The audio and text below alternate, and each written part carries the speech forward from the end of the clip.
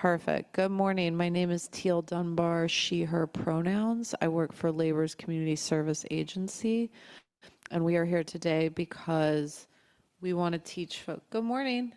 Come on in. We want to teach folks everything you need to know about navigating layoffs and also transitioning into your next job or career. We have presenters here from the Oregon Employment Department that will teach you how to qualify and maintain eligibility for unemployment insurance. We will have someone here from the local WorkSource office to talk about what you need to do to maintain eligibility at their place for unemployment, but also way beyond that, there's a ton of other resources and trainings available through them. And then we'll have somebody from the Oregon Health Insurance Marketplace speak about all the healthcare options available to you once your employer coverage expires. We want to answer all of your questions today. It is very important that every single question get answered. If it's your question, it's probably somebody else's question. And so we encourage you to either, if you are here with me in person, just raise your hand and I'll queue up your question. If you're online, you can use the chat. You could also use the raise hand icon. And both Rodrigo and I will be monitoring that, and we will get you get your question asked and answered. And in the event it's a question that we don't know the answer to, our partners will always go back to their managers, get the answer, they'll get it to me, and I'll get it sent out to y'all after the fact. So we will make sure every question gets answered in one way or another. So we appreciate your time, and I want to remind the presenters to please say next slide to cue Rodrigo to click through. And we're going to go ahead and bring Susan Lake off mute. Susan Lake is with the Oregon Employment Department. She's going to present on unemployment insurance. All right, thank you. Just to start off with, I just want to let you all know that I've been laid off a few times in my course of work, right? I've been in shoes where you have to search for a new job, and it's very nerve-wracking, and I get that. I also I was part of two sites that were shut down, so like I can totally empathize in the situation. I also happen to be an adjudicator who works with school employees on a regular basis during spring, summer, winter breaks. So I'm here as a representative to be able to, help with this and have knowledge that maybe can help you individuals, manage the period of time where you're using the unemployment claims. So just as a intro. So I'm going to be talking about Francis and unemployment, and we'll probably go through the slides pretty fast, but I am here to the very end, and I'll answer any questions that you might have. Next slide. You can go to the next slide. And the next slide. Didn't mean to go this fast, but we're going to go to the next slide again. Okay, so first and foremost, I just want to make sure up front that I talk about how to apply for unemployment. I don't know if any of you have ever used Paid Leave Oregon. It's the same portal and that's the Francis website. So go into francis.oregon.gov. If you have never done paid leave, know that you have to have a Francis account. You have to start with this basic function. And even though I note that June 10th and 12th are dates that you're looking forward to, I would say do this as soon as possible. You can do it this afternoon, this evening, but create your Francis account if you don't have one already, because you're going to need that Francis account, and it does take a little bit of time in order to get your identity verification process completed through Francis to get your Francis account active. It can take 2 weeks, maybe. So I just want to make sure you know upfront that you do want to get this Francis account set up so that you can apply for unemployment. If you don't have access to a computer or smartphone, I know that the WorkSource office has them, so that might help. There is a phone number. This is a number. I'd say take a snapshot of this, but I mean, you can. That doesn't, I would say do it if you want to. Um, there's going to be a slide at the end that you can take a picture of as well. So this important phone number is the claims line where you can ask questions. I'm going to provide a heads up that we have quite a few claims out there. So there's this a wait time. I'm not sure how long it is right now, but I know that it's consistently a wait time to be on that line. So having your phone on speaker near you might be the best time to handle that. So anyway, and then I am going to have you hit next slide. So remember that this is just temporary benefits to replace part of your wages. It doesn't actually make up for the job itself and the money that you made with your job. Um, it is for all sorts of reasons, right? If you're able to do some, maybe you have a part-time job, but you don't get more than like 18 hours, something that isn't going to put you over the benefit amount. If you don't have enough money coming in, you may potentially be eligible for unemployment, depending upon if you're available for work, able to work, and um, actively seeking work each week. So our whole goal is to get you back to work as soon as possible. Next slide. So I told you how to create a Francis account. This is the next step. The next step after you have a Francis account is that you need to apply for benefits. You have to create an unemployment insurance claim. Once you create the claim, think of it like an insurance policy, right? Everybody's got to have insurance to drive, um, or if you own a car. Um, so you have this policy that keeps you um, covered, and you have to claim against it if there's an accident. Well, for unemployment, you have this claim that is in effect for a year, and during that year, you can claim against it. It's never worth a whole year's worth of benefits. It's maximum, I'd say maximum benefits. The longest it will last is 6 months. If you have a part-time job or pick up other work here and there, maybe, um, well, for school employees, regularly, you work part of the year and then summer, um, some folks apply and it's great for that time, but then they can stop it, start it, stop it, start it. That's how claims work.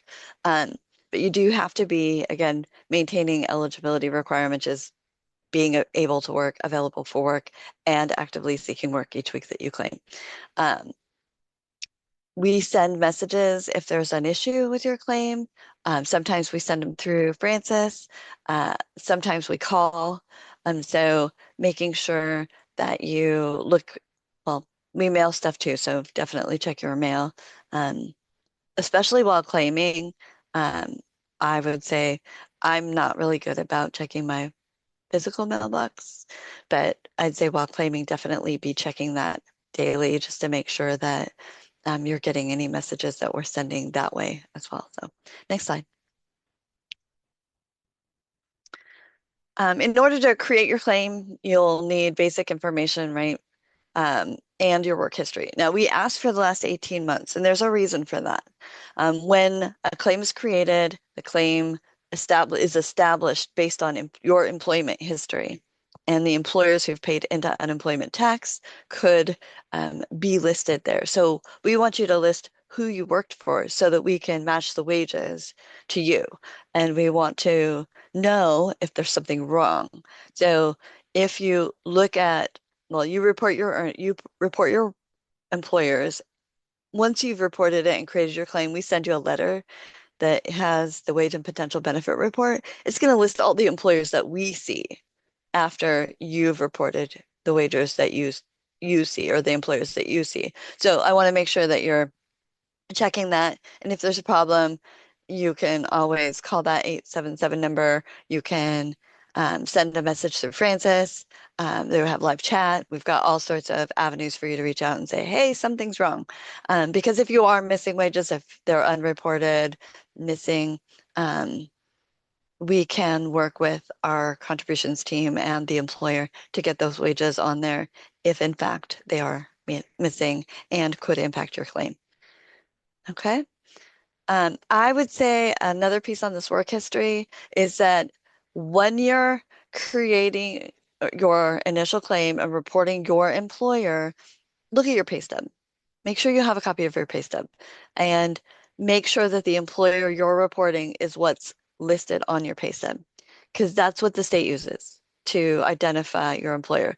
Um, I know you guys are in Gresham, but Portland Public Schools is a great example because most people look at it as I work for PPS. So they list PPS, but it's really Multnomah County School District #1. So it's an important designation to make, is that um, you're gonna see these. Your claim will process faster if you list the correct employer on there, or the employer that's on your pay stub. Another thing to note is that when you go to create your claim, it will try and offer you names of employers that you may have worked for that we see. Um, so if you see a name and you don't recognize that employer, you've never worked for them in your life, I would just mark it as never worked for them, and then we'll take that and do a review on that and make sure that those are removed if they're not indeed yours. But we also want you to select the one that is listed for the work that you've done, because that connects things in our system properly. So just a heads up. Next slide. There are many ID verification checks throughout this whole process. There's one that's going to happen when you're doing your Francis account. There's going to be one done when you initially create your claim. Um, there's going to be a requirement for an in-person identity verification, and that's the one you do through WorkSource or the post office.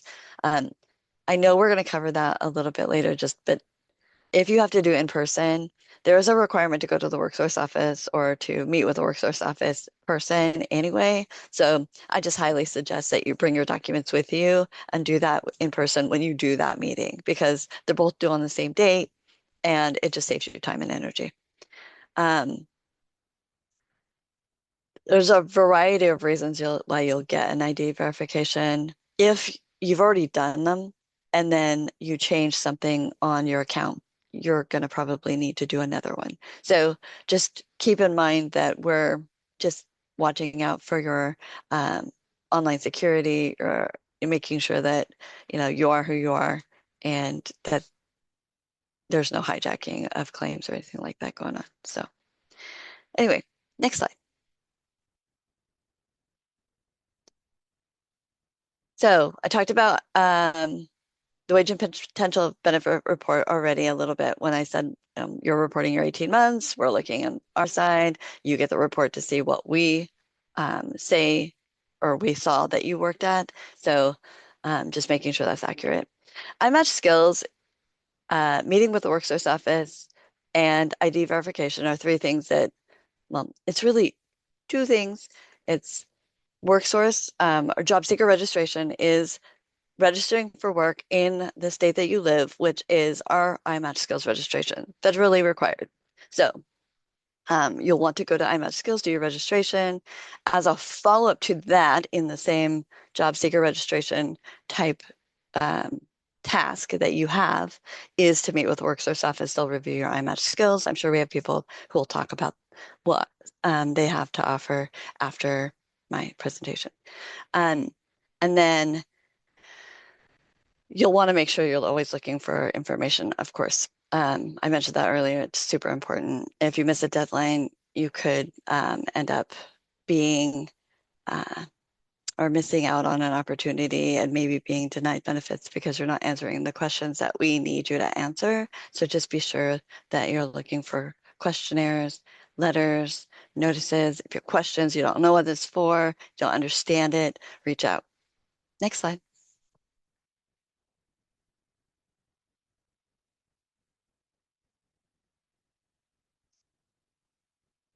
Again, the wage and potential benefit report has more than just who you worked for. It also has your weekly benefit amount, and your maximum benefit amount. So, and those are going to be pieces that I'm sure you're going to want to see immediately. So that's what you'll be looking for. You can go into Francis once you've created your claim, once it's processed. You can just go into, there's a link called I Want To. You just click on that and you go to view letters and you can see that letter and you can immediately see what we have determined based on a calculation, what your wage, what your weekly benefit amount or maximum benefit amount is. Now, we'll go ahead and hit the next slide because I think this gives us more. Well, okay, we'll do this. A weekly claim. So this is the next step. I like to think of it as like three major pieces. You have to have a Francis claim. You have to have a Francis account. In that account, you have to have an unemployment insurance claim. And then each week you have to file for benefits because, like I said earlier, the claim is in existence for a year. It's never really worth more than 26 weeks unless you're getting partial payments during the year. Um, and in order to get those benefits, you have to claim the week.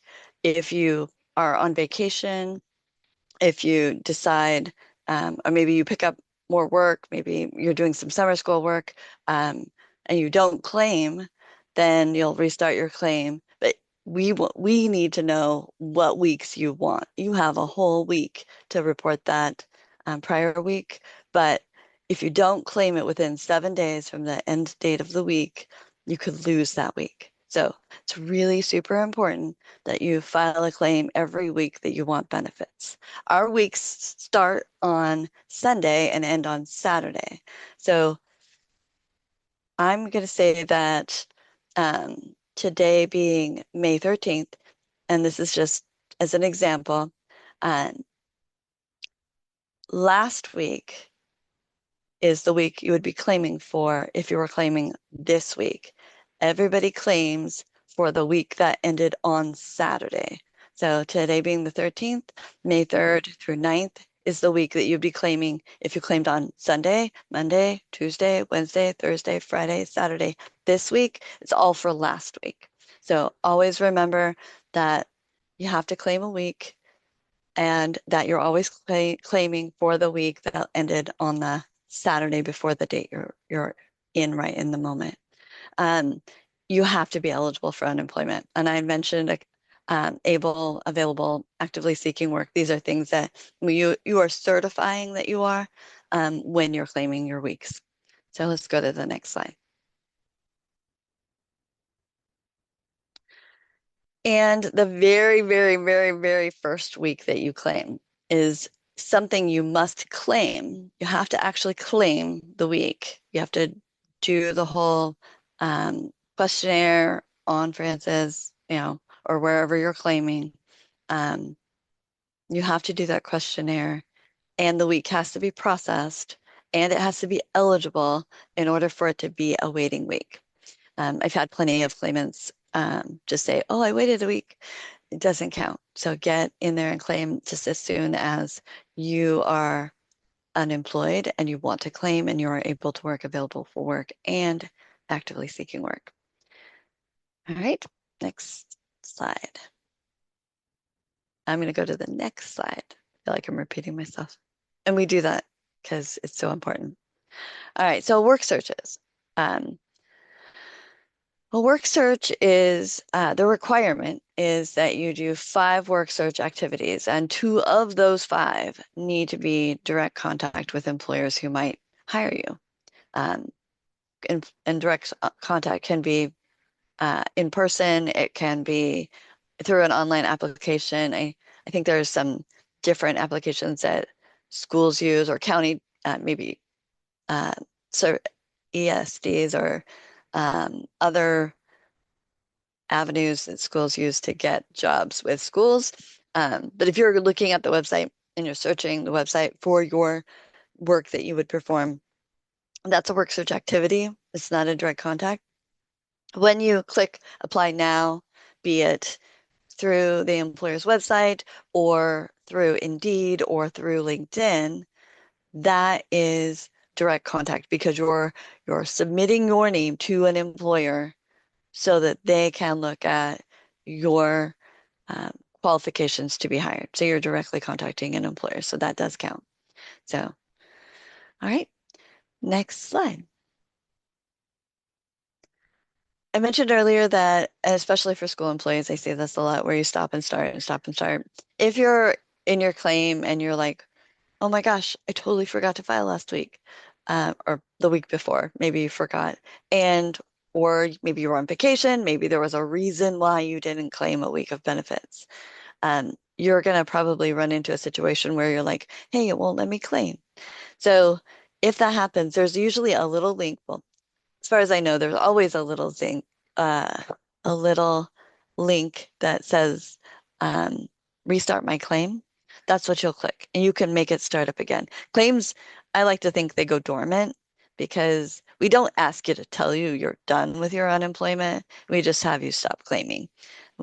We don't need to know that you're done. So I just want to I want to make sure that you understand that it's okay if you stop claiming to start it up again as long as you go in and restart your claim and the claim hasn't expired. And I see we have a question. So, yay, ask. Hi, I'm Amina. So I'm currently 8 months pregnant and being laid off. And this idea of like being able to work is kind of a tough position for me. At some point, obviously, I'm going to give birth Mhm. and will not be able to work. Does this disqualify me from unemployment? I will never tell anybody to not apply and check, right? Um, if you are willing to work, I know mothers have different ways of handling, their births and whether or not they're going to stay at home for a while or whatever. If you're not looking for to work after having the baby, um, if you're going to stay at home for a while, and you're just not going to do it, then yeah, it's likely going to impact your ability to claim unemployment benefits. Sorry, that feels unclear. There's a possibility that I might have a C-section and literally physically unable to work. Right. In that case, like it's not really a choice of like, can I Right. go back to Okay. work and look for work? So I is that totally get like that. I just need it to be clear whether I will Sure. be qualifying or disqualified from unemployment. Fair enough. That is a really good point. And I'm a new Nana, 13 days. So I understand the C-section and being not able to work. So if you're physically not able to work, then you're not going to meet the eligibility requirement of being able to work. So keep in mind, unemployment is designed for people in a layoff situation. It's not designed to make up for like a paid leave situation. Can't have both. And I know, and I'm going to empathize right now because it's very frustrating, but a person who is not, um, doesn't have an employer isn't eligible for paid leave because you have to have an employer in order to be covered by paid leave. So that in itself is frustrating. In addition to that, as long as you are not able to work, then you're not going to meet the requirements of being able to work under unemployment. So does that make it more clear to you? Just make sure. Yeah, that feels crystal clear. Thank you. You bet. I mean, there's going to be situations where it's a choice. And when it's not a choice, it's not, it's not there. So, Hey, Susan, for mhm. Amina, wouldn't we still encourage Amina to file an initial Yes, claim?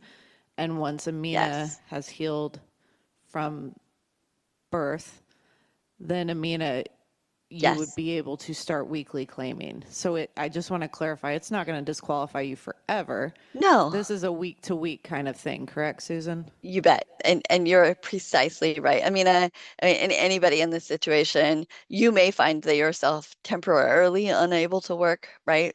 But getting that claim established, getting the benefits going, uh, it can be super important to create your claim when um, you will be best established in the claim. Uh, and so getting that started, going through the process of making sure that you have everything done and ready so that when you go, yeah, I'm done staying at home, or I know I can work and I know that there's work that I can do. So yeah, just definitely create the claim to get yourself going if that's what you want to do. I'm not going to tell you you have to, but it doesn't mean you're not eligible. So for that, hopefully that helps. Let's go to the next slide.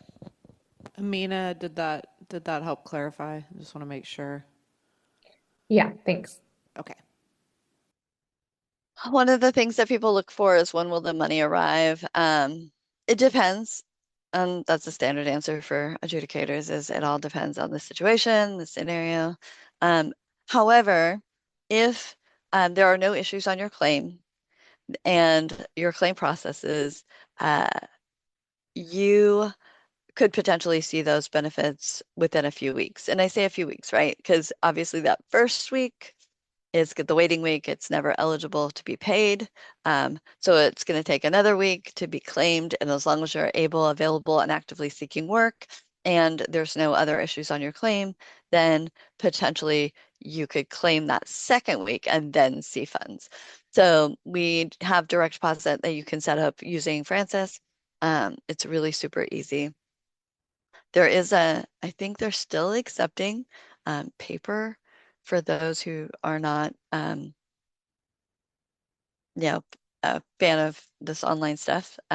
But I would say using the Francis system and doing it this way is going to just be so much easier. It's very complicated and it takes a long time using mail. So, and then always check the status of your unemployment claim. Check for questions, questionnaires, check for messages, Action Center, not just the Action Center, but the Message Center in there as well. Every time you go in to claim your weeks, or if you're waiting on something, you're welcome to check it daily. It's right there, so easy for folks to use. Next. Okay, so this is the slide that you can take a picture of. This reminds you that we do have a ton of resources out there. I didn't see the school slide, so I don't know. Is this the end of the slides? Can we back up? Okay, yeah, back it up one. Okay, so we're missing the school portion for I think we this. have it hidden from the last slideshow, so we Yeah, can probably just sure. undo that while you're talking on this slide. Okay.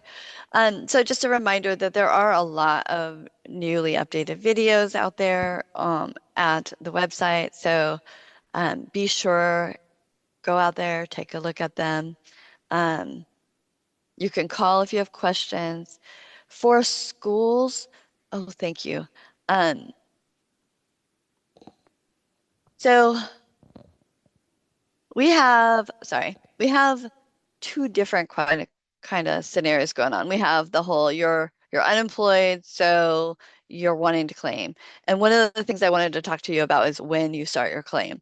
So if you're working, and I'm going to caveat this, if you work through the end of the school year, right, and your last day, my understanding is maybe the 10th or the 12th, or it could vary anytime. I don't know what your situation specifically is, but those are the dates that I was given. Um, you will want to create your initial claim. Like I said, you create Francis as soon as you can, because that isn't actually your claim. That's just the platform you're using to have your claim in. And if you're wanting to claim starting that first week of being unemployed, the people who are off work as of June 10th, you can create your claim that week. If you've earned more than your benefit amount, once you look at your wage and potential benefit report, well, you won't know that until you create your claim. So you can just create your claim. I would create it the week of June 7th through 13th. You can create it sooner if you want. You don't have to use it. You can just create it, but we're going to want your last day worked. You're going to need to report to us when the layoff occurs so that we can see that. So I just want to make sure that you know that the best time is probably the week of the 7th through the 13th. The second best time could be that following week, the 14th through the 20th. And I say that because if you have earned more than, and I'm just going to give the max, more than 800 like I'll just say if you earn more than $800, then for that 1 week, your last week, then you're going to want to wait until the next week, or you can wait until the next week to claim benefits. You can claim both of them. We'll tell you if it exceeds. You just report the hours you worked and the earnings. One of the things about school employees, and I see this a lot, is maybe you're getting dollars for um, the hours that you work during the school year. So we're asking you to report weekly um, your hours worked, right? So that is really critical for you because you're not actually working hours in the summer, but you're getting a paycheck. It's still not considered hours worked for the purposes of unemployment. Those hours were worked in a prior time frame. So just I want to make sure that's clear to you. So if you're getting money over the summer, that money is for hours you worked during the school year and is not part of your weekly claim. The school employee questionnaire that goes out and will continue for as long as you have this claim for sure, because you worked for school, it's going to ask you questions about the job you did. If you're creating your claim and we ask you your job title, which is part of the process when you report your employment, we ask you what your job duties are. We want you to be pretty clear, especially as a school employee, because we can look at that list of job duties and go, okay, I understand what do they do. I understand if they're directly instructing students or conducting research, or if they're working as a principal, administrator, they're custodian. We can look at that information and go, okay, does the school employee rules apply or not? So it's really important that when you create your claim, you list your job duties. When you do your questionnaire, I know this group is a mix of non-teachers and um, other roles within the school. And when I say other roles, I'm talking about custodians, uh, bus drivers. I don't know if bus drivers were on the list, um, and instructional assistants, educational assistants, anybody that works in an assistant role. You're not actually a teacher. We struggle a lot because we get instructional assistants who may work under the guidance of a teacher, but they're not actually a teacher. Um, and they list that they instruct more than half their time. And so it becomes very confusing because we want to know what you spend your time doing. And we need to know that in order to determine whether or not you can even use your school's wages. Um, this is big when it comes to these questionnaires because the teachers there in that room or on our call, you did instruct more than half of the time that you're working. That's your whole job. That's everything you do. So um, you'll want to list that. But at a layoff, our job is to determine whether or not you have reasonable assurance to return to the same or similar wage and duties as you were doing prior to summer, after summer. So for us, it's super important that you maybe provide, um, if you have been laid off, when you create your claim, you can put an attachment in there. If you have a picture or you can snap a picture of the layoff letter, I don't know what they're going to provide you, but if you have something that says you don't have a job next year, that's going to be quick and easy for us to look at and go, okay, I can see they're laid off. I don't really have any more questions. There's a question that asks you if you have a new offer with another employer following the break. That's super important that you're answering that question. Um, there's a lot of pieces when it comes to schools, but we have to look at them, even though, so say you claim over summer and then you're continuing to claim into September and October, and then you go all the way up to December, and we hit winter break. Even though you haven't worked at the employer, you're going to get asked these questions, and we want you to answer them. Okay, so we want you to answer them so we can work through those cases really quickly and it doesn't hold up your claims. So, trying to Hey, think, is there Susan, any other it's questions? Teal. Yeah, Hey, we've got a question in the chat, and then before license. that, I just want to emphasize the point that you're making. So, because they're school workers, they're going to get an additional, is it a survey or what are we calling it? It's a school employee questionnaire. Questionnaire, and that comes through their Francis profile. And it's very important that they provide as much information about their day-to-day job duties and if they have a letter saying they don't have employment. Yeah, so completing the initial claim, they have to report their employer and their job title and their duties. That's going to be where they're going to put their duties that are going to be read by a person who's going to review that school employee questionnaire. They're then going to, once the week is claimed or the first week of summer is claimed, somebody is going to have to review that file for whether or not they have reasonable assurance to return to work with that same employer or not in the same position. So yes, look for questionnaires, but when you create your claim, list your duties so that we can clearly see what it is you do. And then you'll do that each time if you have to restart your claim, just so that we can look and see. Okay, and the other point I wanted to reiterate is that the money they get paid over the summer is for work that was already performed. And for unemployment, that does not need to be put into a weekly claim if it is for work that was already performed. Is that correct? Yes, and here's the thing. You can try and put money, an amount that you earned in 0 hours, and it will not accept it because you can't not work and get money for the week. That is not how that works.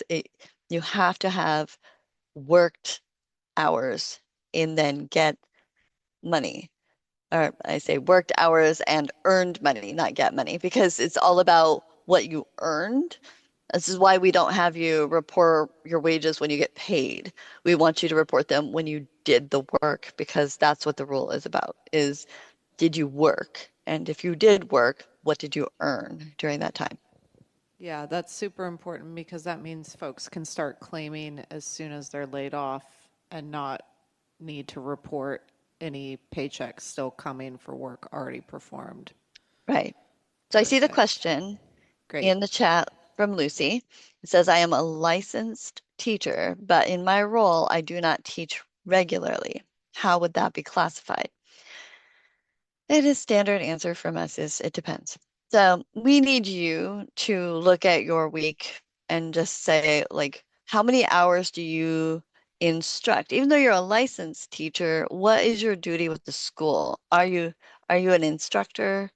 Do you maybe teach half the day and have the rest of it off? Or do you teach 2 days a week and the rest of the time you don't work for the school? Because in those instances, it's likely you're still spending more than half your time um, providing instruction for that school. But if you do different duties within the school, you'll need to do that percentage and figure out whether or not you earned more than, or you worked more than half your time instructing. Go ahead, Lucy, clarify. Sorry. Does that answer your question? Lucy, feel free to come off mute or continue in the chat if there's more we can address for you. Okay, Okay, good. I think that yes means we have clarified. Awesome. All right. Any questions here? Oh, yeah. Noelle has a question. Hold on one second. Sure.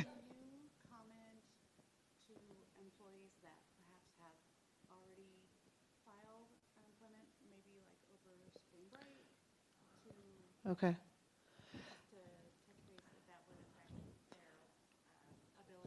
So if someone has an open claim already. All right. Okay, Susan, if there's workers here that already have open claims, maybe they opened one over winter break or spring break, can you speak to that? And that Yeah, question's from Noelle, who is an HR specialist with the district. awesome.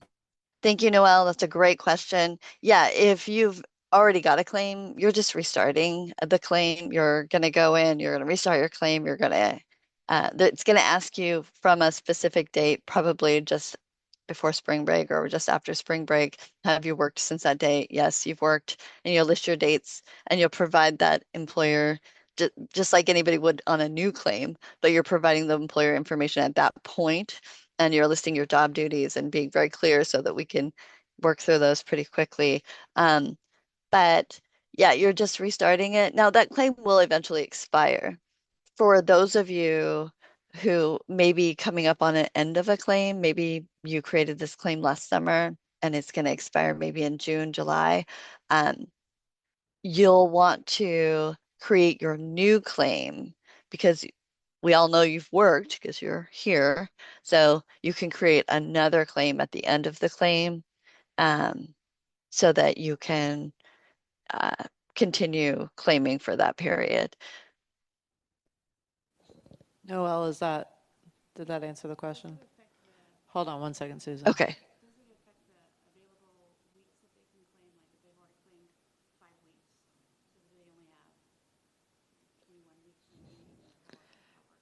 I didn't hear So that. with an open claim, the question is if they've already claimed 5 weeks Mhm. and they had 26 available, that means they have 21 weeks left on the current claim before filing a new claim. Is that right? No, no. A claim is it's a year from the date it's created. So if you used 5 weeks, maybe you created it last July, and um, it's going to expire in July, but you're not going to use it again until June. If it has 20 weeks left, you don't have 20 weeks left of the year since it was created. So a new claim has to be created at the end of the claim's time frame. So a claim is either exhausted, meaning you use up all the funds and all your 26 weeks are claimed, or it expires. So once it's expired, even if you haven't used up all those claim that all the weeks, you have to create a new claim. Does that help? Okay. And We then I are see a good here. question. I see Yes, a there's one question in in the the chat. chat. Okay. It says, if we're lucky enough to get a job during the summer for the next school year, do or can we still claim unemployment over summer? Okay, so that really depends. Um,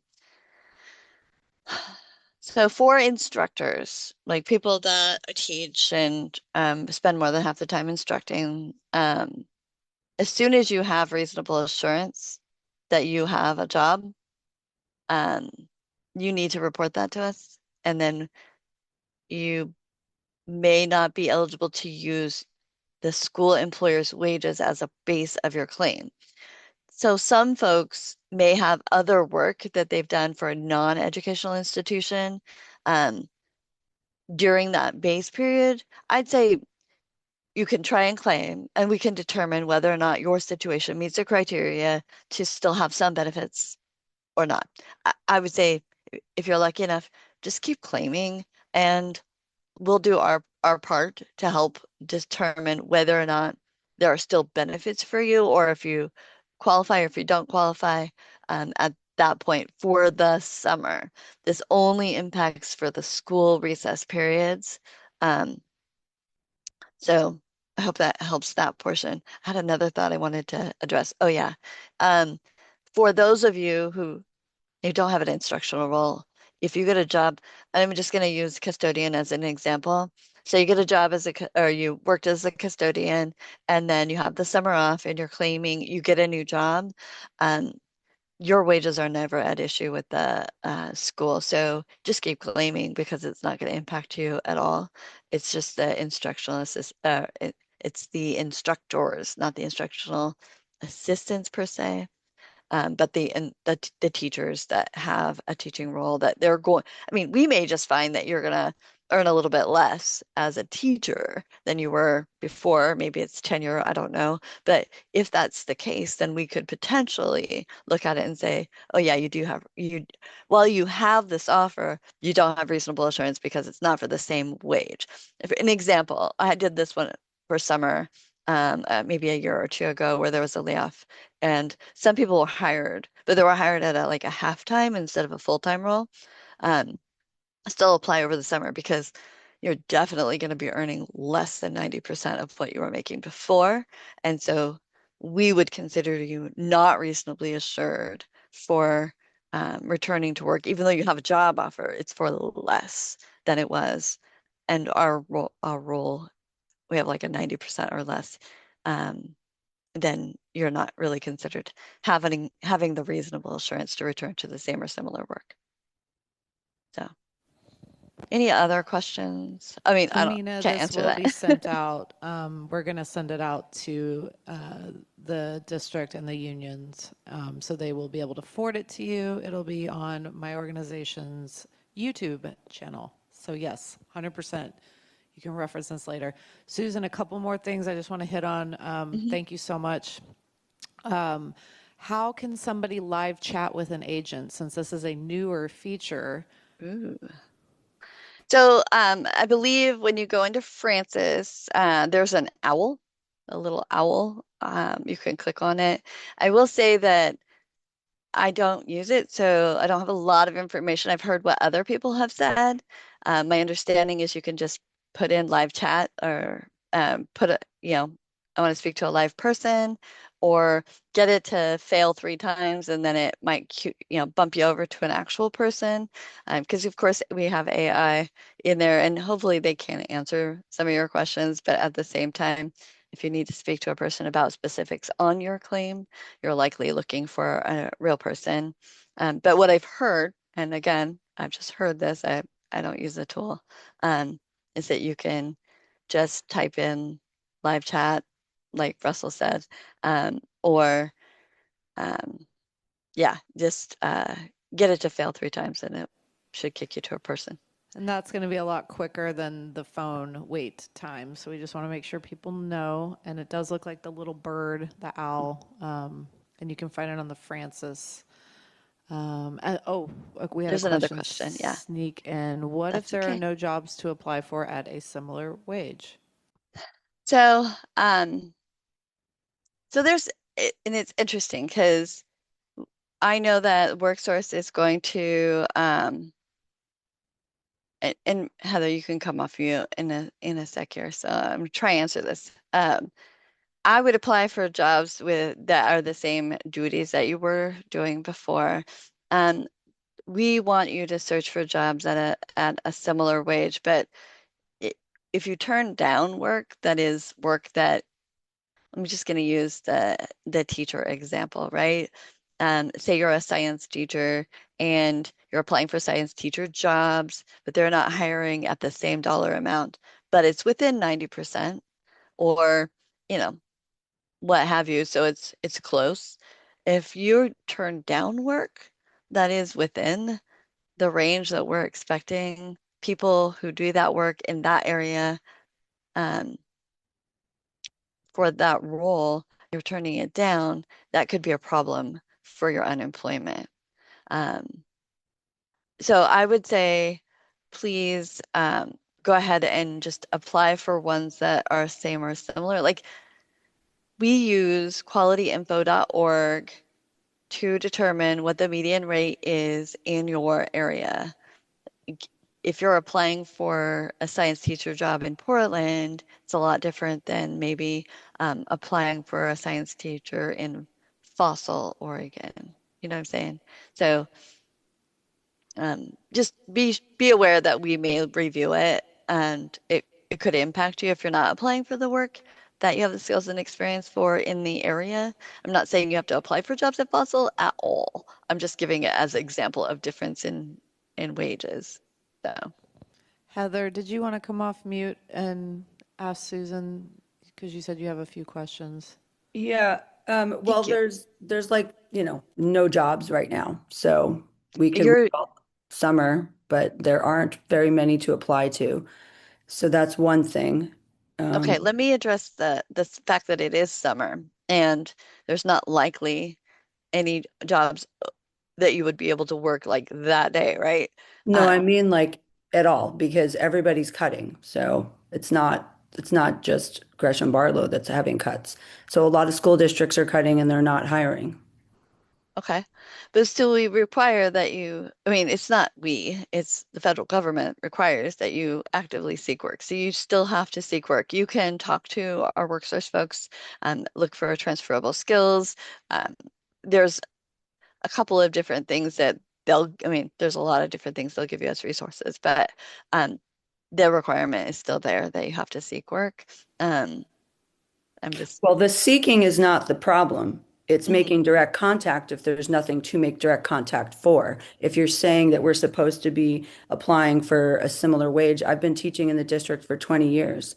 So I make, a higher wage. I can't just like, I mean, So let's clarify this. So your 20-year tenure and a new job in a different maybe district is definitely not going to be, well, I'm going to say definite. I don't want to say definite. Is likely not going to meet the requirement for reasonable assurance, and therefore the weeks that you're claiming could potentially be eligible for unemployment. Um, that's different than seeking work for the same or similar wages.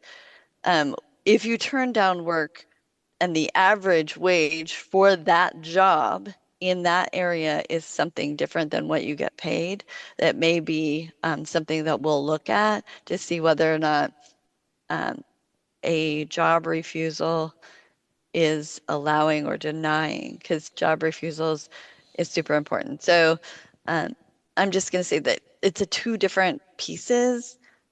It's whether or not you're eligible because you're seeking the same kind of work.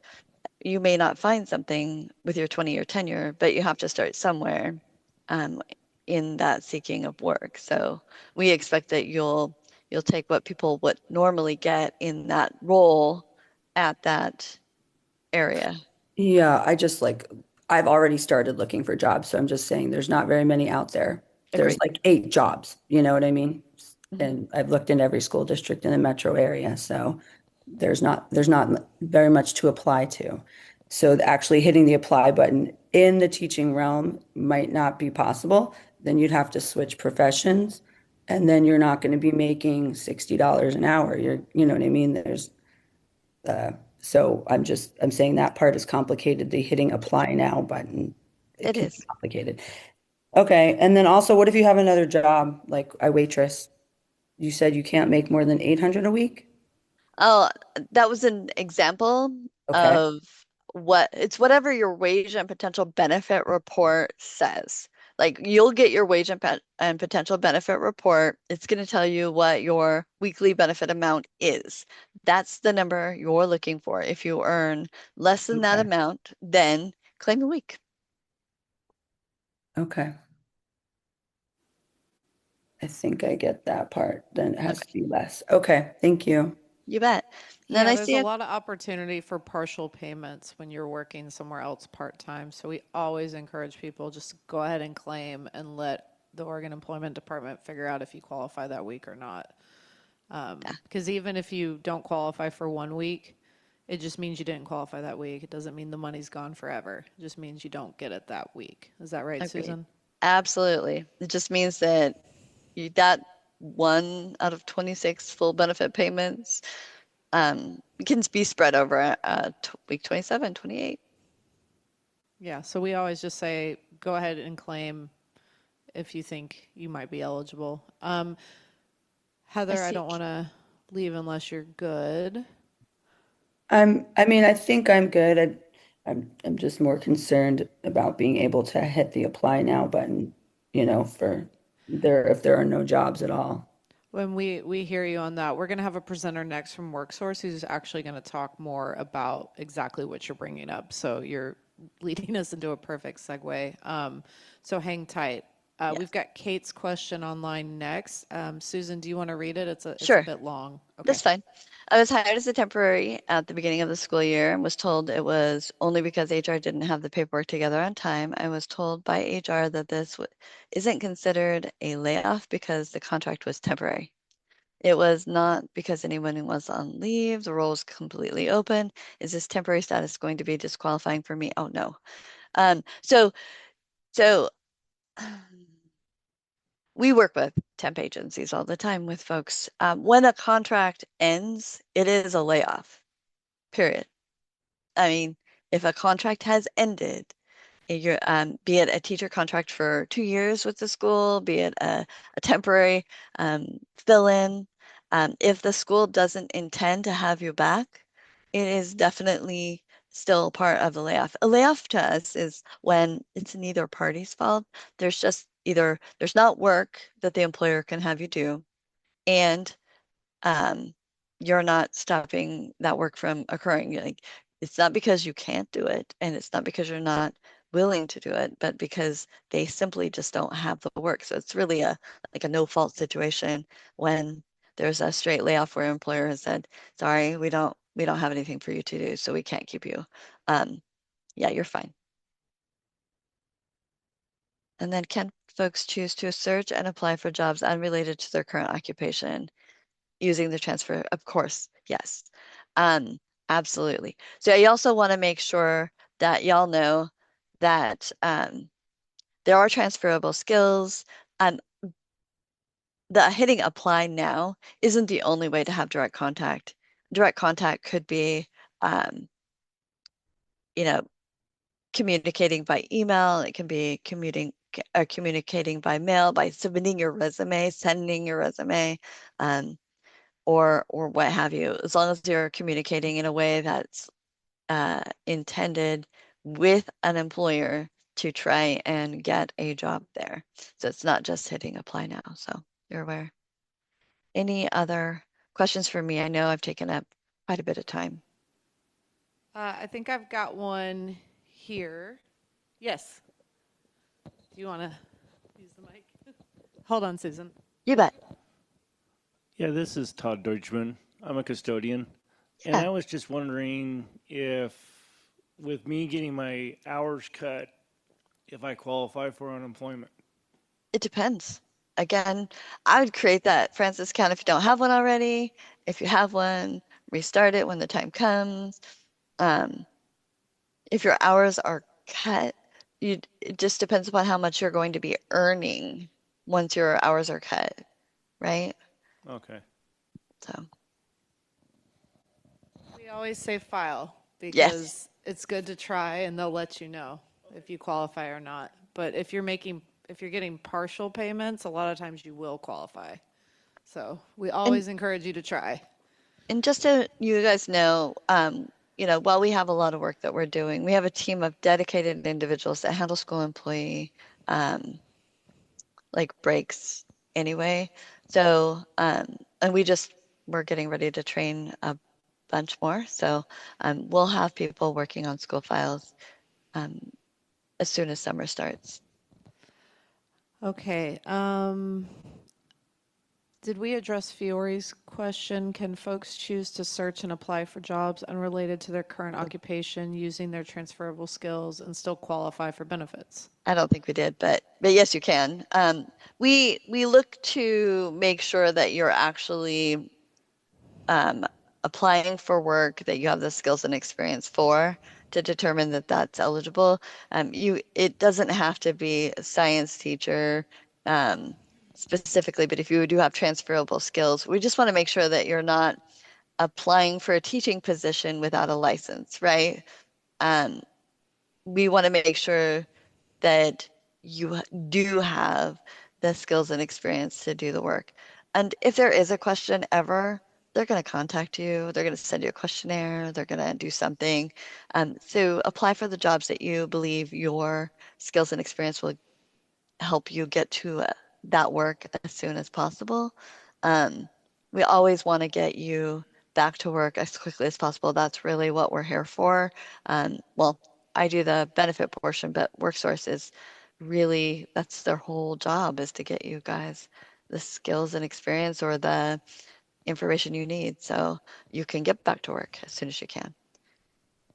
I hope that All helps. right, thank you, Susan. You bet. And the last thing I want to say before we move on to WorkSource is that there will be a question on the unemployment insurance claim for anyone in the unions here attending, and it's going to ask if you are a member of a closed union. And I just want to clarify that the unions here today, you are not in a closed union. A closed union is someone who gets dispatched daily by a hiring hall. So think plumbers or electricians, but that is not y'all. You are not going to a hiring hall and getting sent out to work daily. You are allowed to seek work outside of the union directing you. So just, I like to clarify that because it can trip you up. So people will see union and think, oh yes, but the question is, are you a member of a closed union? And you folks are not. So just clarifying that so you don't answer incorrectly. Susan will be with us till the end, so feel free, if questions pop up, we can address them later. You can direct message her in the Zoom chat, and we can move on to WorkSource. Fiore, would you like to go ahead and come on? And thank you, Susan. We appreciate the thoroughness of that. Rodrigo, let's go ahead and jump through to the first WorkSource slide with information. So I think it's going to be, there we go. Thank you so much. All right, Fiore. Awesome. Hi, good morning, everyone. Thanks, Teal. My name is Fiore Reddy, and I am a workforce development specialist based at WorkSource Gresham office. And I'm here to talk to you about the different services that we have here at WorkSource. First, I want to start by explaining what WorkSource is. So WorkSource Portland Metro is the region's public workforce development system. It is designed to provide a one-stop career services for job seekers. And every WorkSource center is made up of 3 different components. We have the Oregon Employment Department. We have experts from local community colleges like myself. We also partner with different nonprofits in the area to provide wraparound services. Every WorkSource center provides universal access. Anybody can access the services. The eligibility requirements is that everybody should be at least 18 years old, and you have to be legal to work in the United States. But there is an exception to this. So the legal to work in the United States requirement is when you need to work one-on-one with a staff member, or when you need to access funding for training or other support services. Otherwise, if you're just going to come and use the printers, the computers, if you're just going to do self-service, you do not need to have an authorization to work in the United States. Next slide, please. So the services that we provide here will depend on where you are in your career. For you folks, you are just losing your jobs, unfortunately, and most likely you will be needing resume support, job search support, career cover service creation, or interview prep, things like that. So we can assist you with that. But our services range from like anywhere to somebody that's getting their first job to someone that's looking for an executive level job. So we're here to provide services depending on where the job seeker is in their career journey. Next slide, please. So the structure of the WorkSource can be seen into 4 different categories. We have the exploratory team. This team deals with IMASH skills registration, which you will need for your UI claim. They do welcome conversation where they explain the different services we have and share, like, for example, one of the things they share is the link to the quality info and how to navigate that and things like that. They do basic job search and resume assistance, interview assistance, and if you need a resource outside of the Oregon Employment Department services, then they could also send a referral for you. We also have the training and skills services. That's our team. We here at WorkSource Gresham, we have 5 staff members that. Recording in progress. We also have resources and computer labs that people can access. You folks can come in, and if you need to print something, you need to apply for a job, you need computer access, internet access to do job search activities, you're welcome to come in and use the resource room. Lastly, we have specialized services and programs. A couple of examples are we have a veteran, somebody that helps disabled veterans to look for a job and to provide support during their career journey. Another program that we have is called Career Boost. This is for folks that are on SNAP benefit recipients. We can provide that extra enhanced support with their job search. Next slide, please. Oh, we're already there. Okay, here is, sorry, can I go back to the previous slide? Thank you. One more.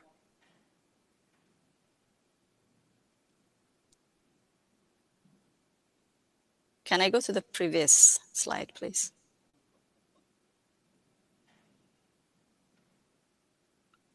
Thank you.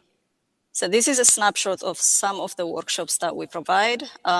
We have career exploration workshops, interview prep workshops, resume help. If you live in the Northeast area, WorkSource Northeast has on Wednesdays from 9 to 11 a.m., they have a drop-in resume help desk where you can get your resume reviewed or just get a few pointers and get one-on-one support. We have scholarship application info session. Every center rotates to provides these workshops monthly to just help you understand the scholarship application process, the approved training programs or accepted training programs, different things to remember, and then what things you need to attach. So those workshops are open to anyone that's looking to apply for scholarship funding. Next slide, please. Thank you. So what are some of additional benefits of accessing our WorkSource? One, engaging with us, like connecting with us. For example, somebody coming, sitting down with me and looking at their resume and making some changes, that would qualify as one of your job search activities. Like Susan mentioned, you need 5 job search activities weekly. So if you engage with us, if you work with us for your job search, then that would qualify as one of the activities. And then we are a proud partner of America's Job Center Network. It's a network of job centers all over the United States that provide the same or similar services to help people get into employment. And then all services are free. One thing I want to mention is we are here to help you take that next step towards your employment. So anything that you need, any kind of support that you need that would help you, that would support you in getting that next job, we're here to provide that.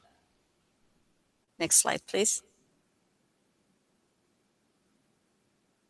So these are the WorkSource Portland Metro Center locations in the Portland metro area. We have Beaverton, Hillsboro, we have Northeast, we have Southeast, we have Tigard, and then we have our office, Gresham. You're welcome to use any of those centers. We recommend you go to the center that's closest to you, but you're welcome to access any of them. And Fiore, people can just walk in and get help, is that right?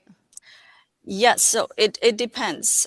If you are needing like the one-on-one support, extended support for a longer period of time, then I would suggest reaching out to our team. I will put our team email in the chat. I will also put my email in the chat. You can reach out to me. I'm happy to work with you.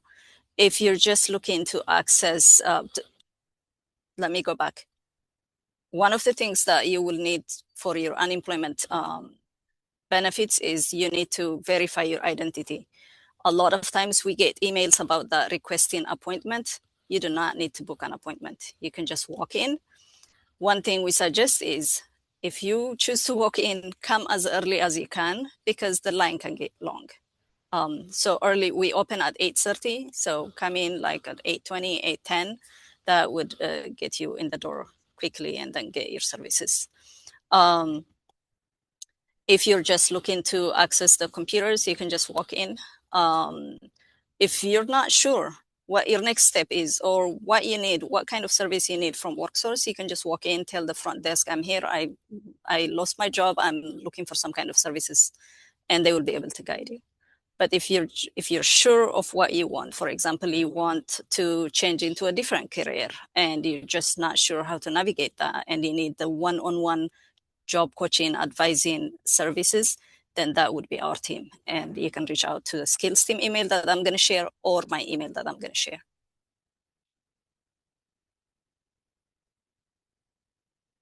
That was all I had for our center. Is there any questions? Thank you, Fiore. I was on mute. I was just saying thank you so much. And just reminding folks that engaging with WorkSource qualifies as one of those necessary work-seeking activities for your unemployment claim.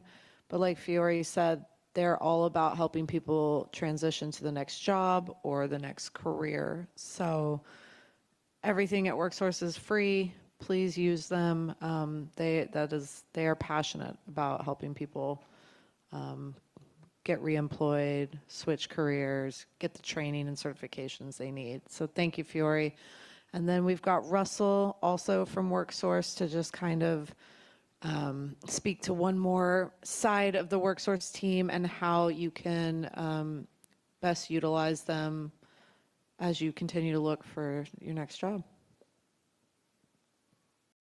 Good morning, everyone. Hi. So as Teal said, my name's Russell. I'm with the business services team with WorkSource, and I'm just here to share a few resources that will help you with trying to find new work.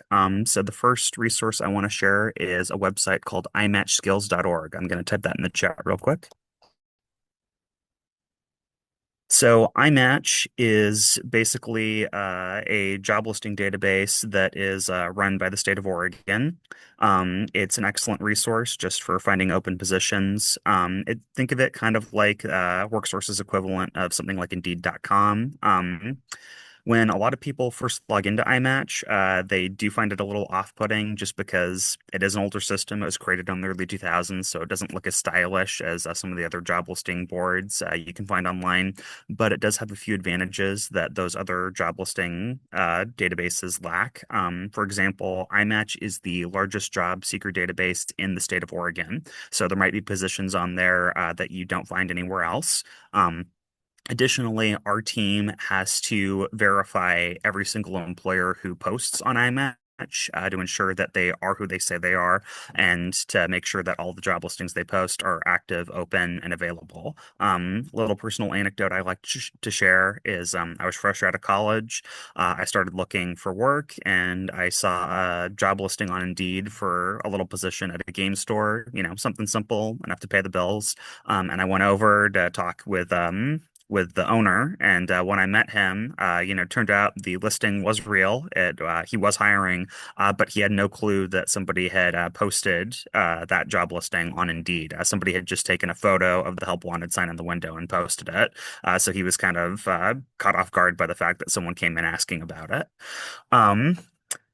Additionally, iMatch also allows you to match yourself to job listings. So the more information you provide about like your career, your qualifications, that sort of thing, the better it will do at being able to match you to open job listings. So that might save you a little bit of time.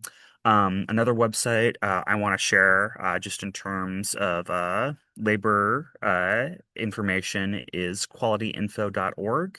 Qualityinfo.org is really good for keeping track of things like labor trends again, wages, that sort of thing. And, uh,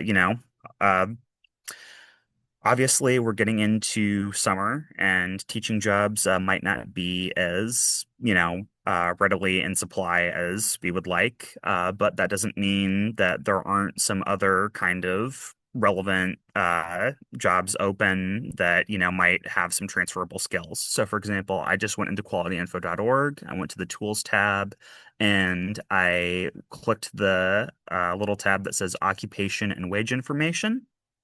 And I went ahead and I typed in tutors, and it went ahead and it pulled me up some information. So the median hourly wage for tutors in the state of Oregon is $23.09 an hour.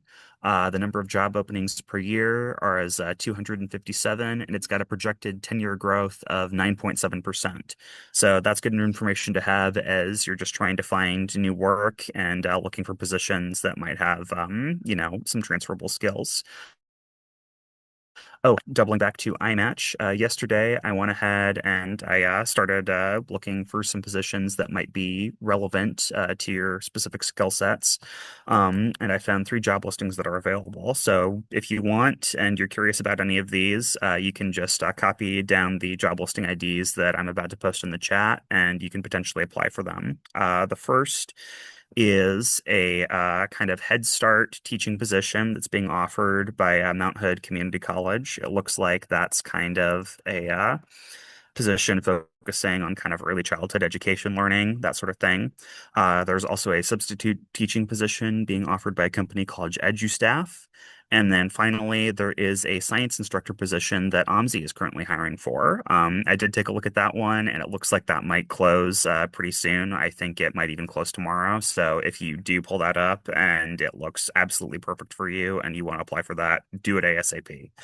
Um, and then finally, I just want to share a couple of documents that are publicly available, and you can access these on the WorkSource Oregon LinkedIn page, and they're updated weekly. The first is the events list, which, let's see here, can I copy these over into the chat?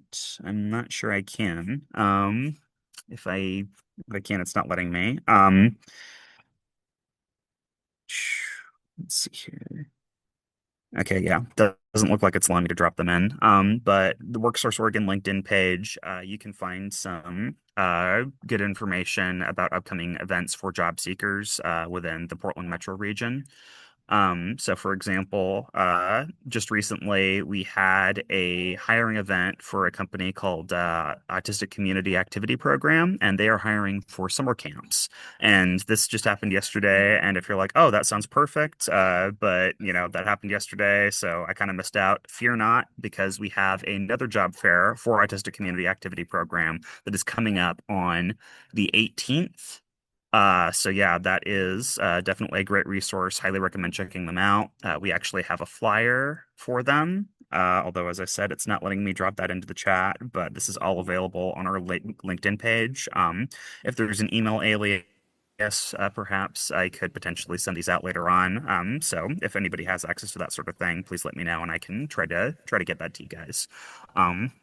And then finally, our business services team is working with employers actively to kind of help recruit for certain job openings. A lot of businesses do contact our team to kind of assist with screening if they have certain open positions and they're looking for just candidates. Then some of our team members will sometimes try to screen for certain candidates and refer them to those businesses. And currently, we have a few positions that are open for summer camp positions. So for example, in Gresham, we've got a summer camp assistant position that is currently open, and our business services team is actively recruiting for. So if that sounds like it would be good for you to check out, then that's a great place to start with your job seeking. Anyway, yeah, but that's pretty much all I got. Like I said, unfortunately, I hoped to drop these into the chat, but it's not letting me do that. So yeah, Russell, it's I'll Teal. make. Do you want to send it to me and I can Yeah, forward it out? sounds good. I will definitely do that. Thank you, Teal. Of But yeah, course. And but then yeah, Russell, if you want to drop your email in, and then people could maybe reach out to you yes, I for can do that. follow-up, since you had all these great tips and tricks and leads on similar jobs. That would be awesome. There There it we is go. in the chat.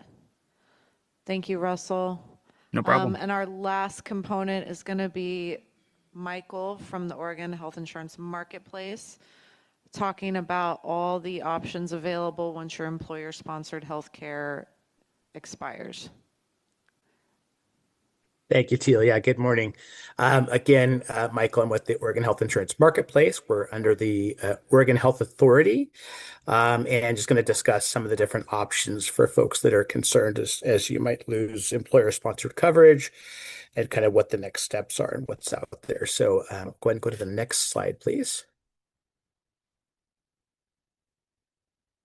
So they're going to really fall into two buckets. On the public side, there's OHP Plus, OHP Bridge, Medicare, and VA benefits. On the private side, of course, there's coverage through an employer, COBRA, which would be a continuation of that coverage after employment. Direct purchase would just be coverage procured directly through an insurance carrier, and coverage through the Oregon Health Insurance Marketplace, which is where I exist. And just an important thing to note is the marketplace is the only place to actually get help paying for that coverage. So next slide, please. So starting off with COBRA, again, continuation of the coverage you'd have as an active employee, with the distinct difference that it's going to be much, much more expensive. Generally speaking, you're going to pay the full cost plus a 2.5% administrative fee for the organization that continues that coverage to administer it. Generally lasts 18 to 36 months, depending on how the contracts are set up. And an important thing to keep in mind is sometimes COBRA can make sense, but often it's unaffordable and folks can find themselves kind of stuck if they can't continue to make the COBRA premium payments. And there's just not a lot of options after that. So some things to keep in mind with regard to COBRA. Next slide, please. So talking about private health insurance, again, mentioned there's two different buckets or tracks. You can go directly through an insurance company. Now, things to consider there, not a lot of ways to compare plans. You can look at plans only within that specific carrier or company, and you're going to be basically paying every part of the cost. There's no ability to get any kind of help paying for those costs.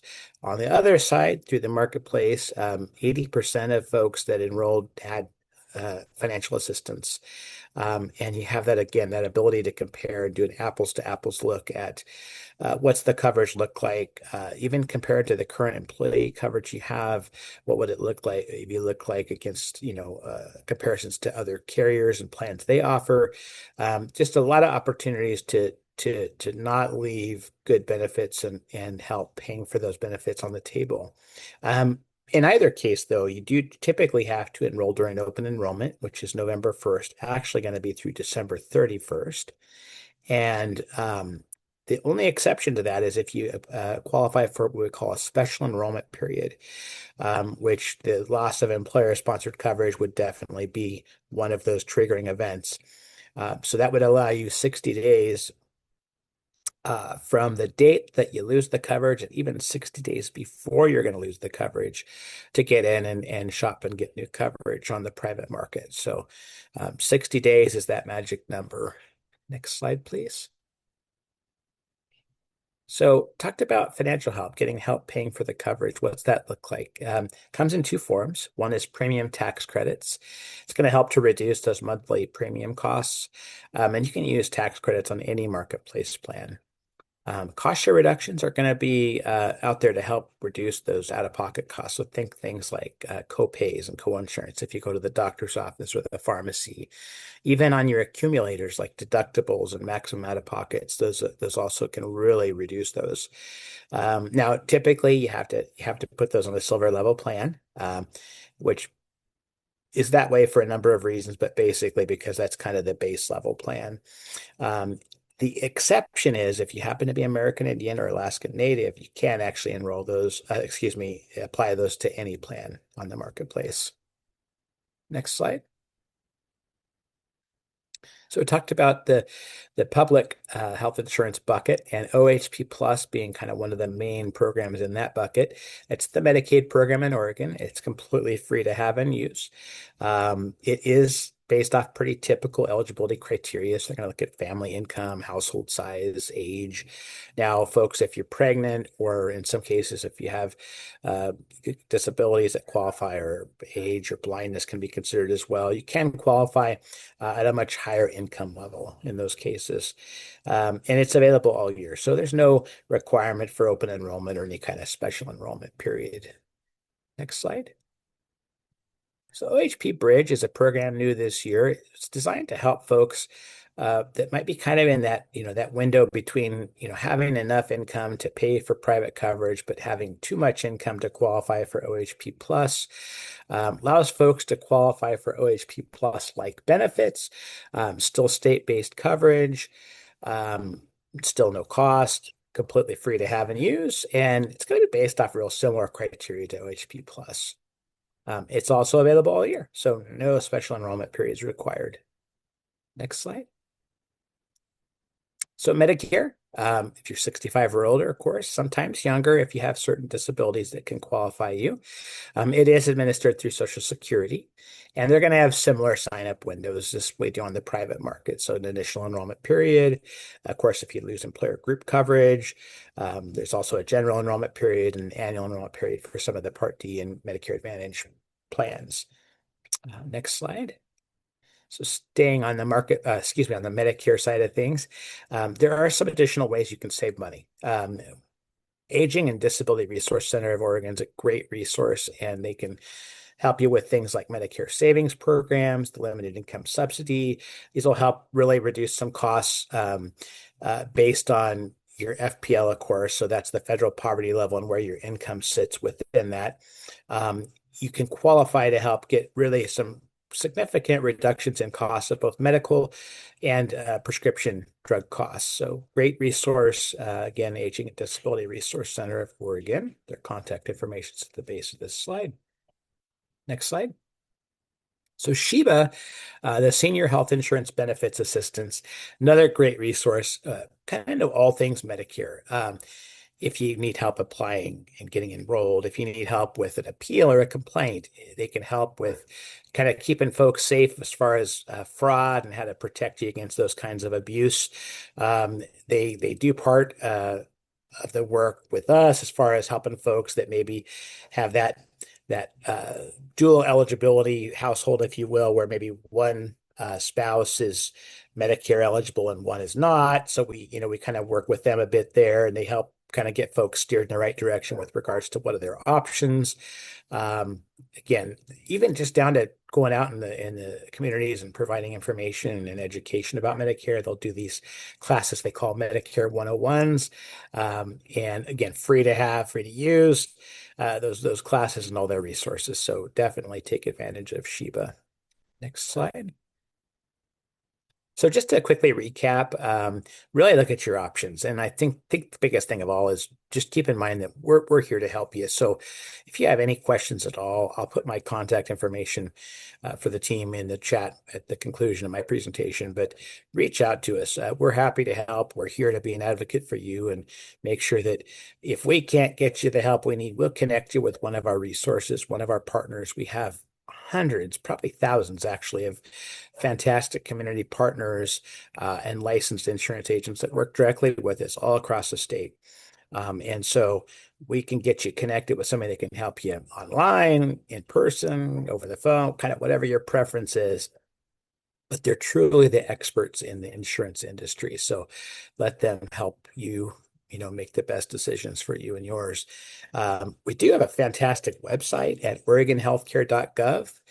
We got some great tools. One of them is our window shopping tool, lets you look at different coverage options and savings based on the situation that you have personally. It doesn't require a lot of personal information, just some baseline information to help kind of spit out some numbers for you, but it'll show you real life plans and what the cost would look like with the potential savings that you'd get as to going through the marketplace. So great opportunity to, again, look at plans kind of side by side, even compare them against your options with Cobra. Want to remind you, OHP and Bridge, yes, they're available all year, but you do have that limited time for private coverage of 60 days and Cobra as well. Once you receive that offer letter, you have 60 days to accept or decline that coverage. So keep that 60-day timeline in mind. And again, just happy to help you in any way we can. We have a small team, but we're here just in the service of you all. So please reach out. And at this time, I'll take any questions. Go to the next slide, please. Thank you so much.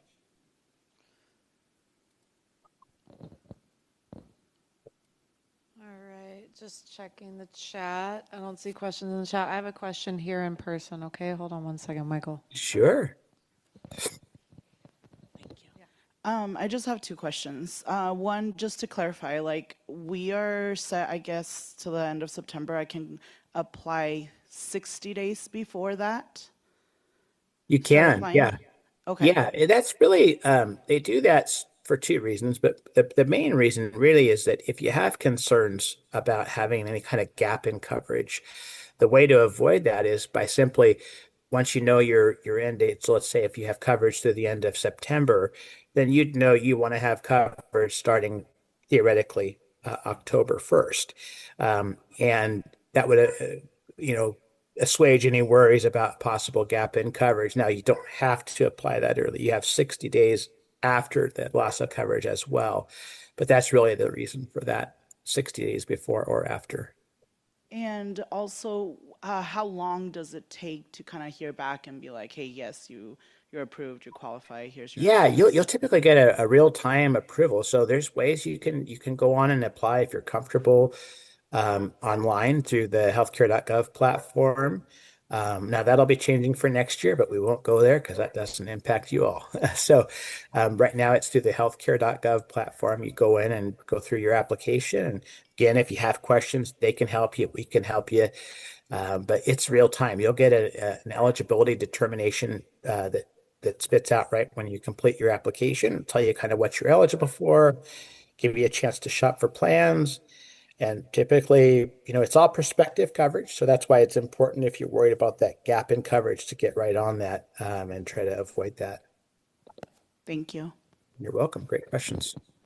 And Michael, that 855 number, that's the number they can call and get you or someone on your team That's and get correct. help. Yeah, that's our team's number. Yeah, there's about 20 of us, and we're chomping at the bit to help you. So Yeah, so they can help walk through, maybe there's medications or surgery coming up or things like very specific to your situation, and they can help factor all that in. absolutely. Yeah, as Teal mentioned, if there's something coming up, it might change the landscape a bit for you, particularly if you have something coming up, maybe Cobra is something you consider. Then these are all the things that we can help you kind of work through and make those decisions. Thank you, Michael. Yeah, if you want to drop your email into the chat, and then I'm going to hand the mic to Megan, who is here to talk about how to get on the substitution list. Is it EduStaff? Okay, here, let me hand you this mic. Everyone will be able to hear you. Hi, my name is Megan. I work with EduStaff and I manage Gresham Barlow as well as some other districts in the area.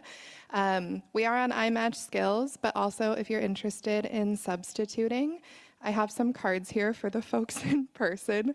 But also if you just go to edustaff.org, you can hit the apply button. And we have some cards in the district office as well. But we love to work with y'all, and it can be a really good in-between if you're applying for other jobs, just as a little bit of a stopgap. But thank you so much. And yeah, I hope y'all decide to sub. Yeah. I dropped it into the chat. And again, working part-time won't automatically disqualify you from unemployment. You very likely could get partial payments. So with that being said, I just want to close out today by thanking Noel for getting us all here today, thanking our presenters, and reminding everyone of 211 as a community resource. 211 you can call, you can go on their website, you can download the app, but they connect people to local resources like food support, help with bills, childcare, taxes, all sorts of stuff. So you don't need any qualifying event. You can just use 211 at any time. And so we just like to remind folks of that. And I don't see any other questions in the chat. And then, do we have any more questions here? Y'all good? Okay. Please, everyone scan this QR code, take a photo of it. This is going to get you linked directly to all the information we just talked about today. So this will have documents about how to file unemployment, how to do weekly claims, healthcare information, work source office location and information. So this is a great, this QR code, if you scan it with your phone and just bookmark it so that you can access it later. And again, we will also send out the recording. We will splice it together and send it out. Sorry about that technical stuff. We got booted out there for a second, but we will get the recording uploaded to our YouTube channel. We'll send it to Noelle. Noelle can distribute it to all you folks. And we appreciate everyone's time today. Thanks for coming. We hope this was helpful, informational, and we're sorry layoffs are happening, but we hope that this helps alleviate a little bit of the stress of the unknown. And if anything pops up after the fact, I'm going to put my email up as well. You are welcome to reach out to me. I am connected to all these presenters as well, and I can help get you information if you have any kind of issues. So thank you, everyone, for your time today. Thank you, presenters. And Rodrigo, let me just put my email up before we disconnect. But thanks, everybody.